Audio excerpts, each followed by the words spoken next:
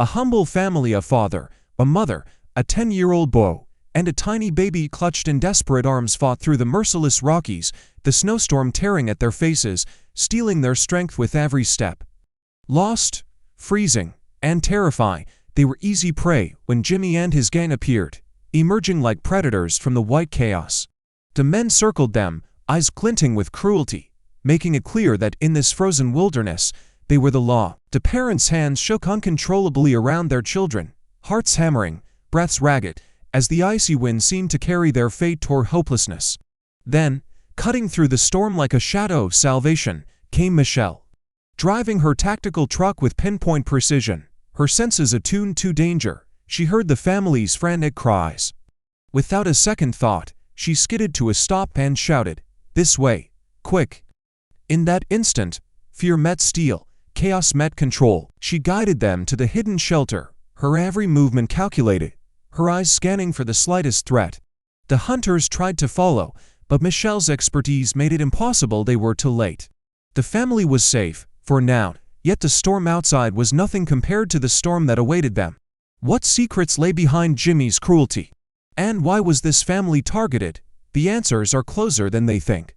But before we uncover them, take a moment to subscribe to the channel. Now, let's dive into how this story truly began.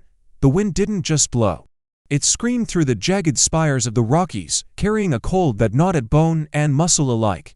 At 8,000 feet, the whiteout erased the world. Snowflakes hammered the exposed skin of the fleeing family with relentless precision, each impact sharp as a bullet. Arthur's boot sank deep into the powder, each step a fight against gravity and fatigue. His calves burned, his lungs screamed with the effort of keeping pace. On his back, 10-year-old Leo's body trembled uncontrollably, the bow's small fists digging into Arthur's shoulders. He shivered violently, his teeth clattering together like steel on stone.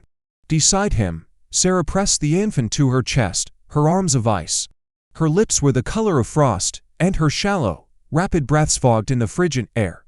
The baby's whimper, barely audible over the gale, vibrated against her chest. Every muscle in Sarah's body was locked in a survival matrix, instinct overriding thought. They weren't hikers. They weren't adventurers. They were prey.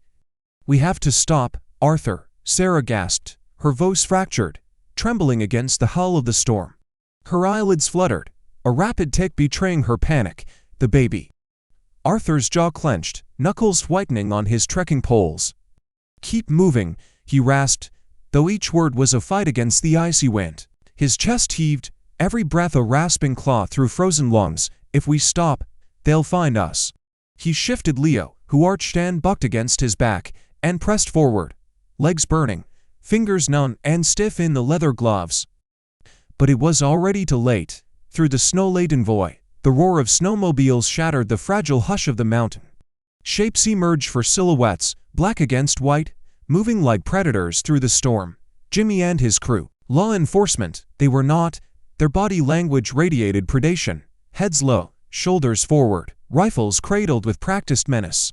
Jimmy's face, scarred and cruel, was visible through the snow-laden goggles. He killed the engine of his sled with a calculated twist of his throttle, stepped down onto the hard-packed snow, and racked the slide of a customized hunting rifle. The metallic click echoed against the mountains, sharp and deliberate. "End of the road, Arthur," Jimmy's voice boomed, arrogant and cruel, reverberating across the ridge. "You really thought you could cross my land? You thought you could take what's mine?" The hunters closed in, circling like wolves, bootprints carving arcs around the family. Their smiles were hungry, eyes glittering with the enjoyment of a hunt. Jimmy leveled his rifle not at Arthur, but at the bundle in Sarah's arms, each second a measure act of psychological terror. Sarah's fingers gripped the blanket over the infant's face, knuckles ghost white, eyes wide with disbelief and fear. "Please," Arthur dropped to his knees, a primal whine escaping him. "Just let them go." Jimmy's grin widened, teeth glinting through frost-coated lips. "No witnesses," he said, the finger on his trigger tightening in a slow, cruel rhythm. A low, rolling vibration ran through the snow, a resonance that made Arthur's knees jitter. From 50 yards away, a matte black tactical truck emerged, carving a path through a snowbank, tires drifting sideways, throwing up arcs of icy powder that created a moving wall of steel. The driver's side door flung open. She stepped out without hesitation. Every movement precise, fluid, controlled. A predator at the apex of her ecosystem, Michelle, 30 years old, Tier 1 operator. She scanned the environment with the acuity of someone trained to detect the faintest signature of threat. The suppressed carbine rose with professional calm, optics aligning in microseconds, breath controlled, heart rate measured but lethal. This way, quick, her voice cut through the whine, unwavering, authoritative, devoid of panic. Jimmy blinked, a micro-expression of confusion betraying the abrupt interruption. Before his crew could respond, Michelle fired two precise rounds into the engine block of the lead snowmobile. Crack thump, steam hissed, oil erupted, and mechanical death spoke in a language of destruction. Move, she barked, voice clipped and mechanical, yet alive with urgency. Arthur seized Sarah, shoving her toward the truck, dragging Leo along. The storm blinded Jimmy's men, the sudden chaos buying precious seconds. 3. That was all Michelle needed. A flashbang grenade clattered to the snow at their feet, erupting in a violent plume of light and concussive force. Michelle slammed the truck into gear, the vehicle peeling away through the storm, disappearing into white oblivion, leaving Jimmy to scream impotently into the gale. The interior of the matte black tactical truck was a pocket of artificial warmth amidst the fury of the Rockies. The heater's hum was low, almost mechanical, vibrating through the chassis, competing with the staccato sobs of Sarah as she cradled the infant. The baby whimpered, tiny fists curling against her mother's chest, eyes squeezed shut against the cold trauma of the flight. Leo sat rigid on the bench seat, shoulders hunched, his small hands gripping the edge of the console. His lips were cracked from frozen air, nostrils flaring, each inhale a shiver. Michelle's eyes flicked continuously between the rearview mirrors and the GPS overlay on the dashboard. Thermal imaging glow in monochrome, white and black, heat signatures moving across the snow like ghostly specters. Her thumb hovered near the suppression switch on her carbine, the other hand tight on the wheel, pulse steady. Her jaw flexed, a micro-expression betraying focus sharpened through years of operational stress. Her breathing was measured, methodical, chest rising and falling in disciplined cadence, belying the chaos outside. She drove entirely by the thermal feed. The windshield was a solid wall of white. Are we safe? Leo's voice was a fragile threat, barely carrying over the whine of the heater. His wide eyes flicked between the shifting shadows cast by the dashboard lights and the windshield. His lips trembled. Michelle didn't respond immediately. Her eyes scanned the perimeter through the thermal overlay, detecting the faint residual signatures of movement that betrayed pursuit. She flexed her fingers briefly, checking the grit tension on her steering wheel. Only then did she glance at the wrist GPS, lips barely moving. For now, ETA to safe house. For mics. Each syllable clipped, controlled, deliberate. The truck climbed higher, tires grinding against powdery snow compacted over ice. The logging station emerged, concealed among pines and rock outcroppings, an abandoned skeleton of timber and machinery, repurposed as a forward operating base. Concrete blocks, reinforced doors, and thermal blankets obscured windows from infrared detection. Michelle drove inside the perimeter, bringing the vehicle to a precise stop in the garage bay. Immediately, she transitioned from driver to combat medic, movements economical and exact. Every micro-adjustment in her stance was purposeful, energy conserved, no motion wasted. Sit, she ordered, pointing to a cot lined with survival blankets. Her voice was calm, authoritative, and devoid of uncertainty. She pulled Sarah toward the cot, gently laying the baby across her chest. With gloved hands, she checked capillary refill, pressing the infant's finger, noting the sluggish rebound. Mild hypothermia. Keep her skin to skin, she instructed, adjusting the blankets to maximize contact warmth, eyes flicking for early cyanosis in fingers and lips. Arthur watched, jaw tight, fingers nervously flexing. He noted every motion, the efficiency of Michelle's movements, the absence of hesitation. Her hands worked with exacting precision, checking vitals, stabilizing the infant, layering blankets. He noticed the partially obscured patch on her jacket, taped over deliberately. His throat dry, he asked, You're Navy, aren't you? Michelle ignored the question, pulling a tactical tablet from her vest. The cold metal pressed into her palm, screens alive with mission overlays and encrypted dossiers. She had been assigned strictly to reconnaissance of a high-value target. Engagement with civilians was prohibited. Extraction was not authorized. Passengers were forbidden. Her mind cataloged threat vectors, thermal signatures, and probable intercept points, all while maintaining the appearance of composed calm. "Who is he?" she asked flatly, voice low, carrying the authority of command and the detachment of operational necessity. "The man with the rifle. Why does he want a family debt in a blizzard?" Arthur's eyes darted between her and Sarah, shoulders stiff, fingers curling into fists. "His name is Jimmy Vance. He runs the valley. But he's not just a landowner. I was his accountant for 10 years. I found the ledger, ma'am. He's not hunting deer. He's moving product for the cartel through these mountains, and I made a copy of the hard drive." His voice cracked under the weight of both fear and revelation. Michelle froze. Her gaze locked on the tablet, scanning the encrypted file marked "The Broker," a ghost target in her operational hierarchy. The photo on the dossier now aligned with Arthur's description.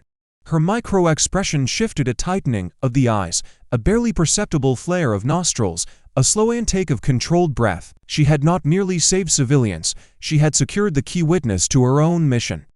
And the man hunting them, the man with the rifle, was the very target she had been sent to neutralize. She reached for the satellite phone, gloved fingers brushing the keypad. Signal strength, normally immediate, flickered to 0. Her eyes snapped to the perimeter sensor. A small red light pulsed insistently. They hadn't lost them. Her jaw set, lips compressed into a thin line. Every sensory channel was active. Heat signatures outside, snow density affecting visibility, potential ambush points.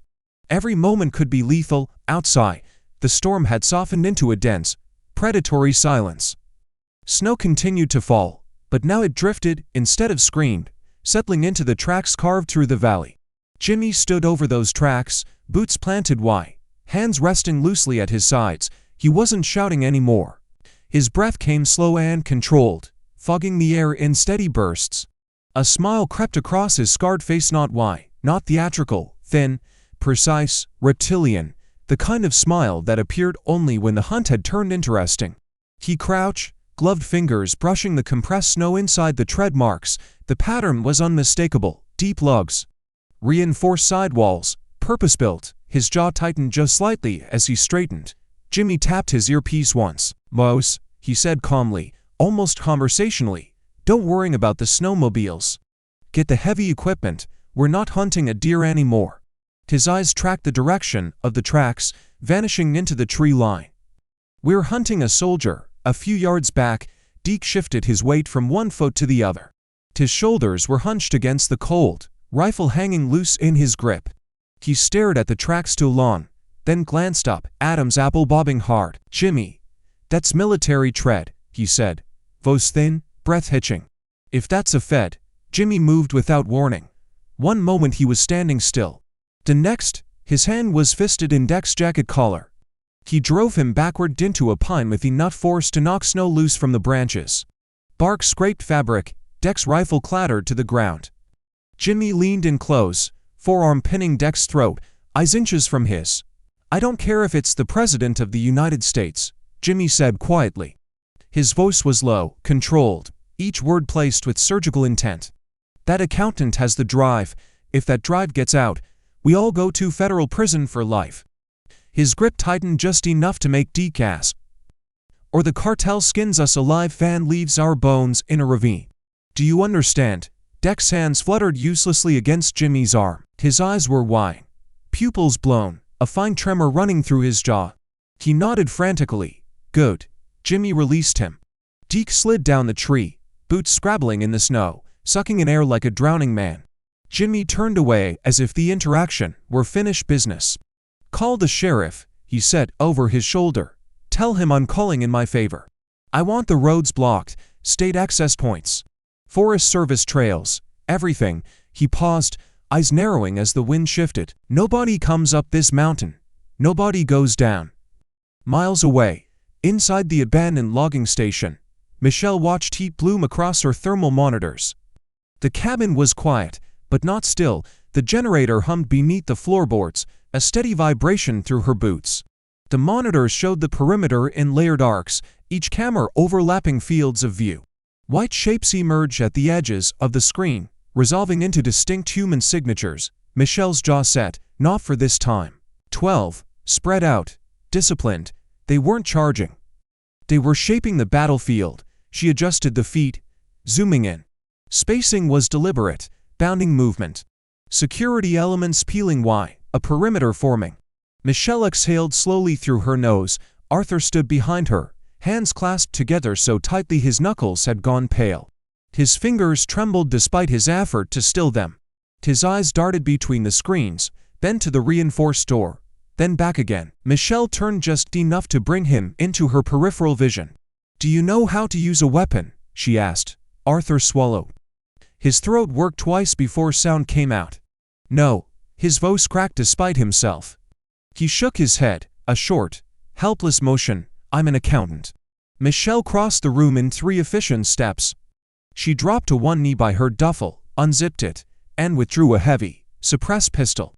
The metal was cold, matte black, purpose-built. She racked the slide with a sharp, controlled motion, chambering around. The sound was loud in the quiet room. Arthur flinched. She stood and pressed the pistol flat against his chest, just below the collarbone. Not threatening, anchoring, forcing his attention. Her eyes locked onto his steady, unreadable, utterly devoid of fear. "Well," she said evenly, "today is tax day." She released the weapon into his shaking hands, then closed his fingers around the grip with firm pressure. "You protect your wife." She turned back toward the monitors, already moving, already calculating angles and distances. "I'll handle the rest." Arthur stared down at the weight in his hands, breath shallow, pulse hammering in his ears, while outside the white shapes continued to close in. Michelle moved through the cabin with the fluid, deliberate motions of someone who had internalized every lesson in combat operations. Her eyes scanned angles, corners, and entry points as if the walls themselves were tactical overlays. Each piece of furniture was repositioned with precision, chairs and tables forming narrow corridors that forced an approaching threat to funnel directly into a prearranged line of fire. Broken glass from a shattered window had been scattered under the thin layer of snow tracked in from the outside, a silent tripwire for anyone careless enough to step there. She checked the load on her M4 carbine, fingers brushing the rail to confirm the optics and suppressor alignment. Simple, brutal, efficient. She calculated, adjusted, and prepared. The cabin was no longer a refuge, it was a kill box, and she had designed every lethal angle. "Stay low," she whispered, voice a controlled murmur that barely carried through the cabin but cut through the fear that threatened to choke the room. Her eyes, sharp as a hawk's, followed the thermal outlines of the family, mapping their positions mentally. "Put the baby in the bathtub. It's cast iron. It'll stop a bullet." Sarah hesitated, trembling as she lowered the infant into the enamel basin. Tears streaked her frost-nipped cheeks, catching the pale cabin light. Her hands shook as she adjusted the swaddling, eyes wide, voice cracking. "Why? Why are you doing this for us?" Michelle's fingers grazed the charging handle of the carbine, sliding over the tactile grooves instinctively. A memory flashed dust-choked streets of Aleppo, a family trapped under mortar fire, their cries echoing in her mind for years. A guilt that had never left her chest, even after dozens of successful extractions. She swallowed against it, the muscles in her jaw tightening, a tick flickering near her right eye. "Because it's my job," she said softly, almost to herself, tone clipped, professional, unyielding. Her gaze swept the room again, confirming angles, confirming paths. Every movement calculated, no wasted motion, every breath measured. The cabin's radio crackled suddenly, breaking the controlled silence like a fracture. It wasn't static, it was human male, serpentine, dripping with venom. "I know you're in there," Jimmy's voice hissed through the speaker, low and measured. "And I know who you are, Lieutenant Michelle Vance." Michelle froze, fingers tightening around the carbine's grip until knuckles whitened. Her eyes narrowed, scanning every reflection in the cabin's metal surfaces, every shadowed corner. Her heart didn't race, her breath didn't falter. She was alert, precise, calculating.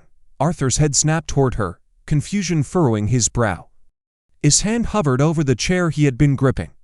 "Vance, that's Jimmy's last name." Michelle's jaw set, A fine tremor ran through her left hand, not from fear, but from the intensity of suppressed emotion, the weight of secrets kept for operational necessity. She hadn't shared her surname. Not with Arthur, not with anyone in this room. The world outside thought she was just a driver, a professional unseen. Now, her past had intruded. Jimmy's laughter crackled through the speaker again, curling with venom, deliberate and slow, almost theatrical in its malice. Did command not tell you? Did they forget to mention that the broker you're hunting is your own estranged cousin? Welcome home, Shelley. Michelle's grip on the M4 tightened again, micro-adjusting the stock against her shoulder. Her eyes flicked to the nearest windows, to the doors, to the floorboards. Every line of attack, every shadow, every potential breach already accounted for. She didn't flinch. DeVos had landed, yes, but it had not disrupted the structure she had meticulously prepared. Her pulse remained measured, her awareness complete. The blood pressure spike that might betray a civilian observer was absent. Every decision she made would be deliberate, every move lethal. Arthur's breath caught audibly, his eyes scanning Michelle's face for some sign, any signal of reassurance. She gave none. There was no reassurance to give. This was not theater. This was survival, surgical and precise. The cabin held its silence again, a tense pause suspended over the white nose of the storm outside. Michelle recalibrated, listening to the distant sound of snow crunching on the ridge, sensing the perimeter tightening. She was already 3 steps ahead, in her mind mapping the approach patterns of 12 men and one increasingly unhinged target. Everything she had built, every deadly funnel, every improvised trap, every calculated path, was about to be tested. And she would be ready. The air inside the cabin felt viscous, thick with unspoken truths and calculated fear. Michelle's eyes lingered on the radio, the remnants of Jimmy's venom-laced words still vibrating in her skull. The revelation hung like smoke, curling through her thoughts, acrid and intrusive. She did not flinch, her jaw set, muscles along her forearms taut as cables. The dossier had been redacted. Mission-critical intelligence scrubbed it of identifiers that could compromise the operation. She knew the target operated within her hometown, but never had she considered that the target would carry her own bloodline in its shadow. The thought made her pulse settle just a fraction faster, a reflexive microspasm in her left eye betraying the calculation forming in her mind. This was a setup. Every movement command had orchestrated now made sense. Perhaps they needed to see if she could execute protocol against King, to measure her control, her resolve. Arthur's voice cracked through the tension, tentative but urgent. "He's lying to get inside your head," he stammered, gaze darting between Michelle and the window that framed the white abyss outside. He shifted his weight, fingers tightening around the edge of a chair, the knuckles blanching, doubt creased his features. Michelle's eyes remained steely, calculating. Her pulse measured, her exhale controlled. "He's not lying," she said, her voice flat, cold as tempered steel. "But he's not family, not anymore." The words fell like shards of ice. She moved her thumb across the radio's disconnect switch, severing the poisonous connection in one deliberate motion. A click echoed faintly, the sound swallowed immediately by the hum of the heater and the muffled whimpers of the child. Outside, the silence shattered. A high-caliber round screamed through the frozen air, striking the cabin with the fury of winter's wrath. The glass exploded in a glittering spray, shattering a lamp mere inches from Leo's head. The bow's scream tore through the room, sharp and brittle. His small frame trembled violently, arms clutching the air as he ducked instinctively. "Contact front," Michelle barked, voice authoritative, slicing through the chaos. She did not return fire immediately. She crouched, tracking the thermal signatures flickering across the feet she had rigged around the cabin perimeter. The advancing shapes of the hunters moved with precision, believing her silence signaled hesitation, fear. They were wrong. Discipline was the armor she wore, invisible, impenetrable. Her eyes followed the first shadow as it crossed the tripwire she had laid along the porch, a faint click heralding the activation. The flashbang rigged to an inverted paint can detonated, an explosion of blinding light and concussion that threw the first assailant into a staggered, disoriented collapse. Pop pop, pop pop, controlled bursts of her carbine sent to more figures tumbling into the snow, hands clutched to their legs, screaming in agony and shock. She was precise shooting to incapacitate, not to kill. Efficiency dictated the parameters. An injured man toppled against his companions, incapacitating to more simply by weight and momentum. A shout erupted from behind the lines. "Fall back," but the command was ignored. One figure remained, stalking, calculating, relentless. Jimmy did not retreat. From the tree line, a hiss split the cold air. Michelle's eyes snapped toward the sound as a Molotov cocktail arced through the white storm, trailing fire like a comet of destruction. It struck the front porch, igniting instantly. Flames licked upward, fueled by the dry wood, painting the cabin's exterior in dancing orange shadows. The fire roared, consuming space and heat with frightening speed. Smoke began to coil toward the eaves, curling around Michelle's prepared kill zones.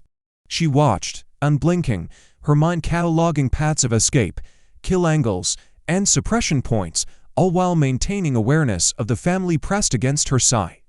Every breath measured, every twitch accounted for. Sarah's face, illuminated by flickering flames, was pale and streaked with soot. She clutched the infant tightly, eyes wide with a mixture of eye and terror. Michelle's hand brushed against the mother's shoulder, not a touch to comfort, but a reminder: follow instructions. Every second of hesitation could mean death. The Molotov had not caught her off guard. Her peripheral vision caught the subtle shift in Jimmy's stance, his weight forward, arms tense to throw again. She adjusted her footing, knees bent, one hand resting lightly on the carbine stock, finger posed but not yet committing to fire. The winter wind bit into the cabin cracks, carrying the scent of fuel and fear. Michelle's calm was absolute, her calculation absolute. The storm outside raged, but inside, the rhythm was hers alone, measured, lethal, unyielding. Every micro-expression, every breath, every pulse beat in synchrony with her operational tempo. She was ready for the next phase. The smoke alarm shrieked with a piercing urgency. It cut through the cabin's fractured walls, mingling with the roar of the flames that licked along the dry timbers. The heat radiated unevenly, casting rippling shadows across the walls. Michelle's eyes scanned every angle in microsecond calculations, observing the way the fire devoured the structure, noting where it weakened beams and where it pushed air currents. Sparks leapt like insects from the window frame, carried by gusts that whistled through the broken panes. The acrid scent of burning pine and charred resin clawed at the back of her throat, but she ignored it, controlling her breath shallow, measured, tactical. Arthur's voice cut through the chaos, ragged from smoke and fear. "We have to move." His hand covered his mouth, hacking as the acrid haze invaded his lungs. The child whimpered, muffled against Sarah's chest. Her knuckles were white, gripping the infant as though sheer force could shield her from the heat and the threat outside. "Not out the front," Michelle ordered, her tone flat, devoid of panic. Every word a command honed by years of battlefield discipline. "That's what he wants." She pivoted, assessing the perimeter, eyes flicking to every edge, every obstruction, every possible exit. Her gaze landed on the rug in the kitchen, the fabric a perfect concealment for her preplanned escape route. With a swift boot, she kicked it aside, exposing the steel-trimmed trapdoor beneath. The hinges glinted briefly in the flickering light of the fire. "Root cellar. It leads to a drainage pipe that comes out near the creek. Go." She barked, pushing urgency through the rhythm of her commands. Sarah moved first, stepping carefully, the baby held tight against her chest, forehead pressed to the infant's crown as though synchronizing heartbeat and breath. Leo scrambled after her, small limbs pumping, boots slipping on wet sawdust and splintered wood. Arthur froze for a heartbeat, looking back at Michelle. His mouth opened, forming the unspoken question, "You're coming, right? Go." Michelle shoved him with controlled force, ensuring momentum without injury. She did not hesitate. Once the family was descending, she lingered, calculating every second, every movement, every likely path of pursuit. She moved to the kitchen stove, where a canister of propane awaited her meticulous attention. Hands steady, she opened the valve, measuring the flow, the pressure, the ignition potential, placing a rogue flare with precise distance and delayed fuse to maximize destruction while minimizing exposure. 10 seconds later, she dropped into the darkness of the cellar, sealing the hatch above with deliberate finality, cutting off sight, sound, and, for a moment, contact with the family. Above, boots stomped against weakened floorboards.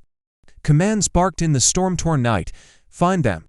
Jimmy's roar carried rage and disbelief. His voice cracked against the air, attempting control over a situation that had slipped beyond his understanding. They couldn't have. Boom! The explosion detonated with a deafening concussive force, vibrating through the frozen earth, sending splinters and shards of wood raining down into the cellar. Dirt fell like grains of thyme, small and sharp against their skin. The family clutched each other, crawling through the cramped drainage pipe, muscles cramping from cold and exertion. The stench of smoke and earth mingled with the metallic tang of adrenaline in their noses. "Did you kill him?" Leo rasped, voice hoarse, breath hitching in the confined space. His small hands trembled on the frozen pipe wall. "No," Michelle whispered, voice low but laced with authority. She checked her rear flank, scanning with practiced vigilance. Even in darkness, cockroaches survived everything. "But I just took away his warmth. Now, he's in my element." Every syllable was measured, meant to instill calm, to orient them to survival rather than panic. Finally, they emerged at the creek bed, cold and raw, boots crunching on frozen mud, frost coating eyelashes and hair. The wind tore at them, revealing a harsh, unyielding night. But as they climbed from the pipe, a harsh white spotlight cut across the snow and unfamiliar authorities' presence, a sheriff's cruiser parked on the access road. "Thank God!" Arthur cried, waving frantically, arms jerking as though signaling life itself. Relief and desperation intertwined, coating his words with the rawness of fear barely survived. Michelle's hand shot out, gripping his forearm, her hold firm but controlled, anchoring him. "Arthur, wait." Her eyes narrowed, reading the body language of the approaching threat. But Arthur's resolve shattered caution, desperation overrode training. He broke free, charging toward the cruiser. The window rolled down, revealing the sheriff's face devoid of warmth, his expression unreadable, weapon raised and ready, pointing directly at the fleeing man. The moment stretched, the cold air bit at exposed skin. The silence that fell was not calm. It was anticipation itself. Michelle's jaw tightened, her eyes scanning, pulse measured, muscles cold for immediate action.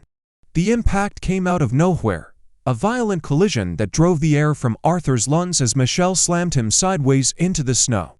The world exploded an instant later. Buckshot tore through the space where his head had been, shredding branches, pulverizing bark, spraying splinters into the night. Arthur screamed, the sound thin and animal, as Michelle rolled with him, her shoulder absorbing the shock, her body already orienting toward cover.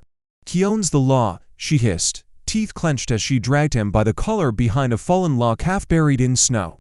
The wood was rotting, soft under her gloves, but it was concealment, not cover. She knew the difference. "I told you, nobody is coming." Arthur's breath came in sharp, panicked bursts, his hands clawed at the snow, fingernails packed with ice. Somewhere behind them, fire crackled from the ruins of the cabin, a dull orange glow bleeding through the trees. The driver's door of the cruiser creaked open. The sheriff stepped out slowly, boots crunching with deliberate patience. He racked the shotgun with a practiced motion, the metallic clack echoing through the clearing like punctuation.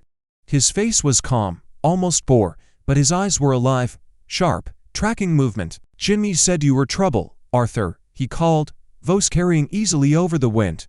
"Told me you forgot your place." His gaze flicked briefly toward the trees, where shapes shifted, men regrouping, limping, reloading. "You should have just cooked the books like a good boy." Michelle didn't look at him. She was counting, distance, angles, lines of fire. Her thumb pressed against her magazine well, one magazine left. She slid it free just enough to confirm weight, then locked it back in. No flashbangs, no smoke, no air support. A woman, an accountant, a pregnant civilian, and a child. Her jaw tightened. The muscle near her temple jumped once, then stilled. "Tin front and rear," Arthur whimpered as pain finally registered.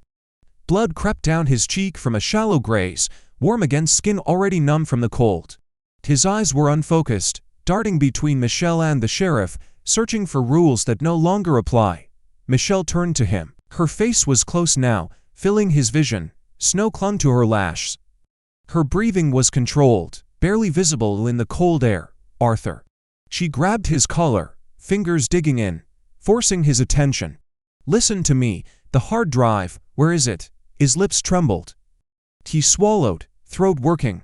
It's in the diaper bag," he stammered. "I hid it under the formula." Michelle's gaze flicked to Sarah. Sarah was frozen in place, one arm locked around the baby, the other gripping the bag as if it were an anchor. Her shoulders shook, silently. Michelle reached out, took the bag from her with a firm, steady pull. Sarah didn't resist. Her eyes were glassy, wide, fixed on Michelle's face. Michelle opened the bag with quick, efficient movements, bottles, wipes, clothing, then the drive small, unremarkable, cold metal in her palm. The weight of it felt disproportionate to the chaos it had unleashed. For half a second, she closed her fingers around it. Her nostrils flared, then she stood. Arthur made a strangled sound. Sarah gasped, the breath catching hard in her chest. Leo pressed his face into his mother's coat. Michelle stepped out from behind the log, fully exposed. Snow swirled around her legs, the wind pulled at her jacket. She raised her arm, the hard drive glinting faintly in the cruiser's headlights. "Sheriff," she shouted, voice cutting clean through the night. "You want the evidence?" Her eyes locked onto his. She didn't blink. "Come man, get it. I'm leaving the family. I just want to walk away." The sheriff's posture shifted, not much, just enough. His finger tightened on the trigger guard, interest flickered across his face. Behind her, Sarah whispered, "What are you doing?" Her voice broke on the last word. "Trust me," Michelle said quietly, without turning around. Her shoulders were relaxed, almost casual, but her pulse hammered against the inside of her throat.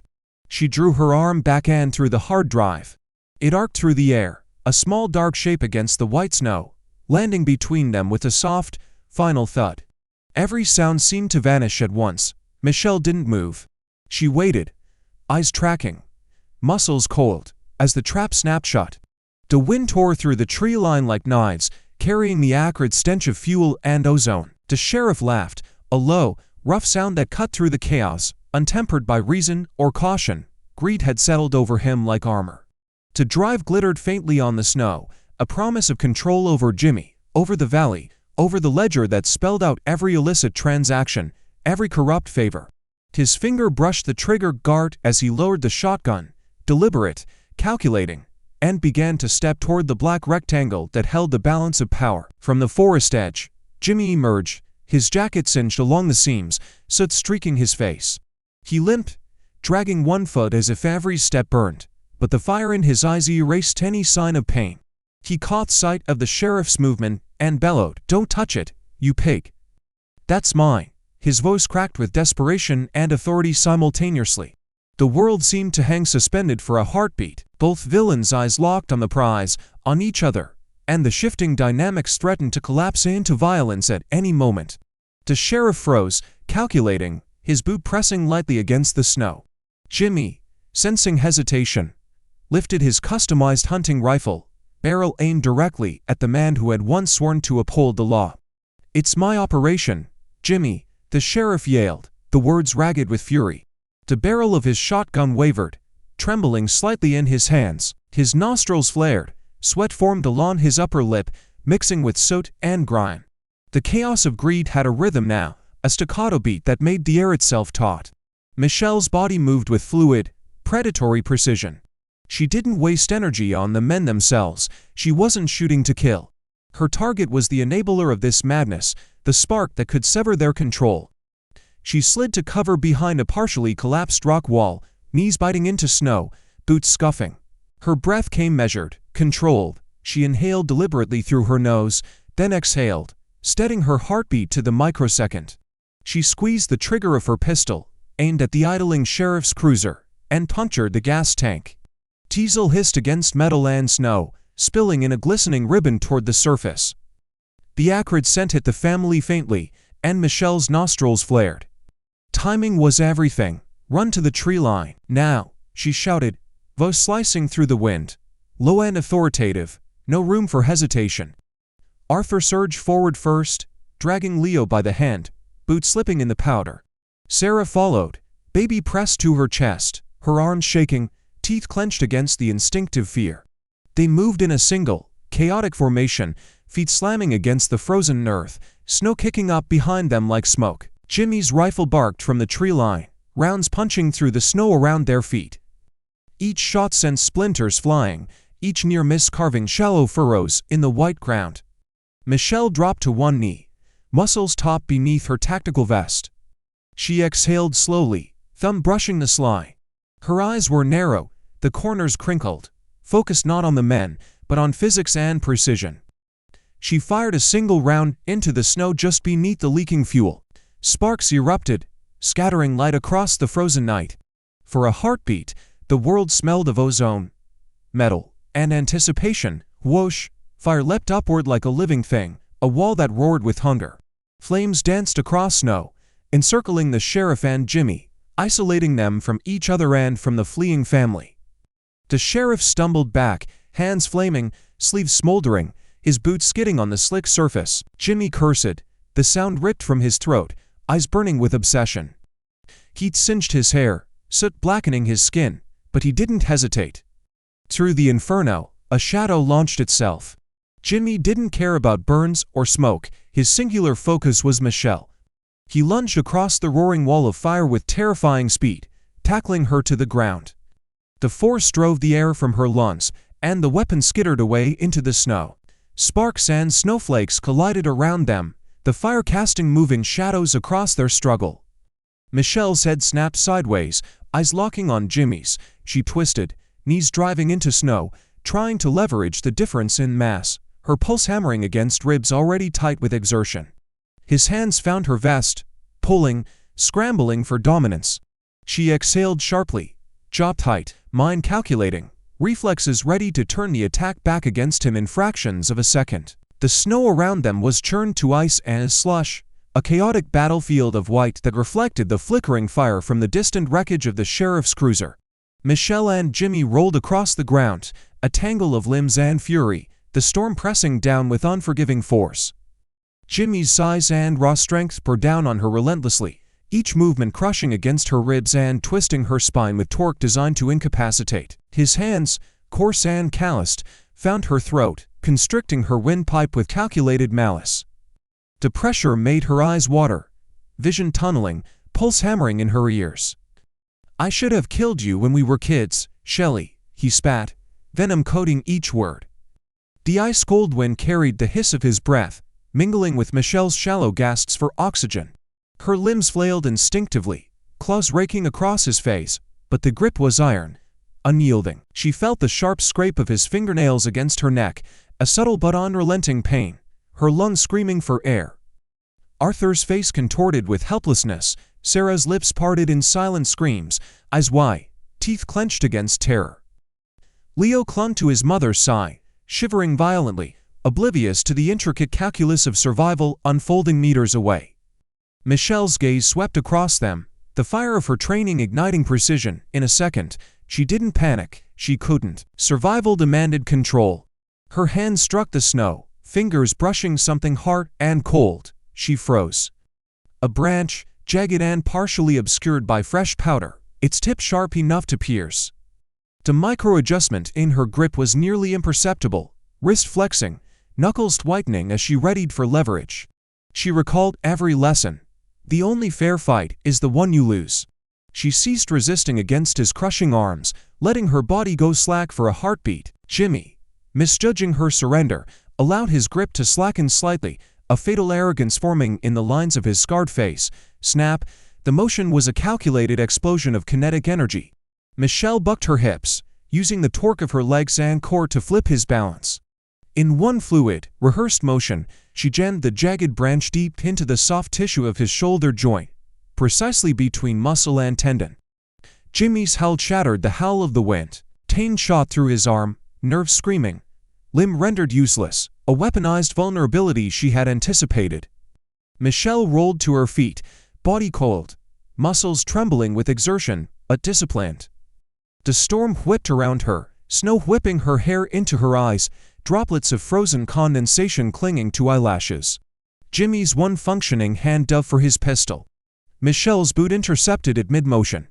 The impact was surgical, knocking the weapon skidding into the snow. Her foot returned to the ground, pivoting, as she delivered a roundhouse kick with perfect arc-hand timing. Years of training Navy SEAL, combatives, hand-to-hand precision met decades of pent-up betrayal. The blow cracked across his jaw, his body went rigid, then slack. He crumpled unconscious into the snow, lips blue, eyes rolling under closed lids. Michelle's chest heaved, ribs expanding with controlled breaths. Distortion and exertion had carved fine lines of frost on her cheeks, hair plastered by sleet and sweat. She bent and retrieved the hard drive, brushing snow from its black surface, still intact, unscathed by bullets or fire. Every connection, every wire, every byte of evidence preserved. Then, a new sound cut through the whine, rhythmic, percussive from that vibrated through snow, rock, and ice. Whop, whop, whop. The treetops swayed violently under the rotor wash of a Black Hawk helicopter. Searchlights pierced the storm, strobes cutting through the swirling white, scanning the ground, illuminating the aftermath of carnage and strategy.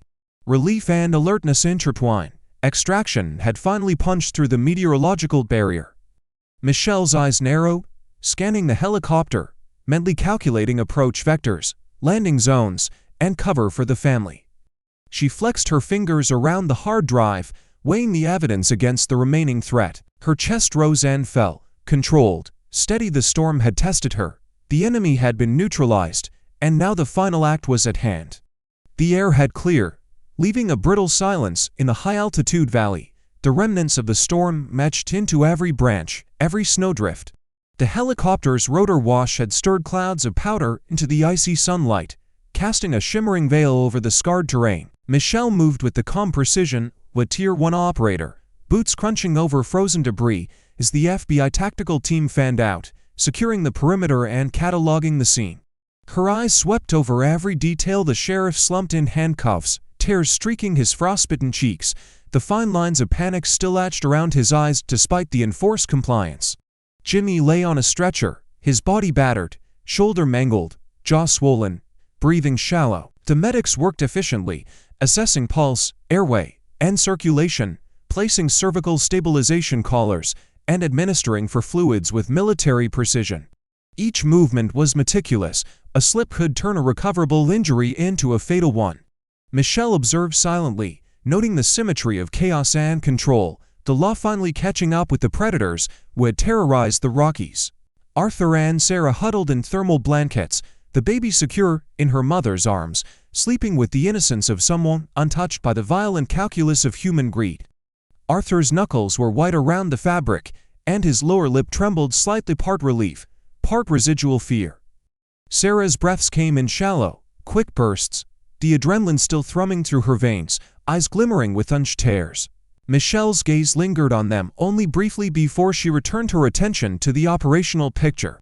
An FBI agent approached, clipboard in hand, boots scuffing the ice. "Lieutenant," he said, voice crisp, professional, "we've secured the hard drive. The network you interrupted, it's the largest trafficking operation in the Northwest, and the leverage they had over your CO. We've detained him as well, charges pending." Michelle's expression remained unreadable, jaw set, eyes sharp. A faint tick in her right eye betrayed the remnants of adrenaline, a subtle micro-expression that spoke of focus maintained through chaos. Her hands flexed and unclenched at her sides, a quiet acknowledgement of the weight of the operation, the invisible tally of lives preserved versus lives corrupted. Arthur stepped forward, extending a hand with an earnest shake. "You saved our lives," he said, voice husky with emotion. "I don't know how to thank you." His eyes flicked toward the baby, protective and raw, the realization of her survival not yet settled fully into his chest. Michelle took his hand, firm and commanding, yet there was a softness in the squeeze that broke her usual stoicism. A brief, genuine smile cracked her otherwise unreadable demeanor, a rarity, fleeting but authentic. Her gaze swept a sleeping infant, the snow glinting in her eyes as she considered the small life she had helped preserve. "Just raise her to be strong," she said quietly, voice carrying both authority and warmth, "and maybe teach her how to throw a punch." Without waiting for applause or acknowledgement, Michelle turned to the helicopter. The rotor wash whipped her hair, whipping strands across her face, but she did not flinch. She moved with the quiet confidence of a professional who had seen and survived the worst, each step deliberate, each breath controlled. The door slid open, she ascended the steps and settled inside. The bird lifted, carving a path into the cold, clean air above the Rockies, leaving behind the chaos she had orchestrated into order. Her job complete, she did not look back at the villains being hauled into custody, nor at the grateful faces of those she had protected. She did not linger for recognition, for praise, or for relief. The mission had been executed with precision. Lives were preserved, evidence secured, justice served. She was just doing her job, as she always did. The mountains fell silent behind her, the snow untouched except for the scars of confrontation. In the cockpit, Michelle's eyes scanned the horizon, the tactical tablet resting lightly in her lap, a constant companion and reminder of the discipline required to survive in a world where morality and law often intersected with lethal force. As the helicopter vanished into the cobalt sky, leaving only the wind and the whisper of snow in its wake, the story of survival, courage, and calculated justice remained etched into the frozen Rockies, a testament to the quiet professional who had ensured that right had prevailed. If you want to witness more stories of courage, resilience, and calculated heroism, make sure to subscribe to our channel and never miss a moment of the action.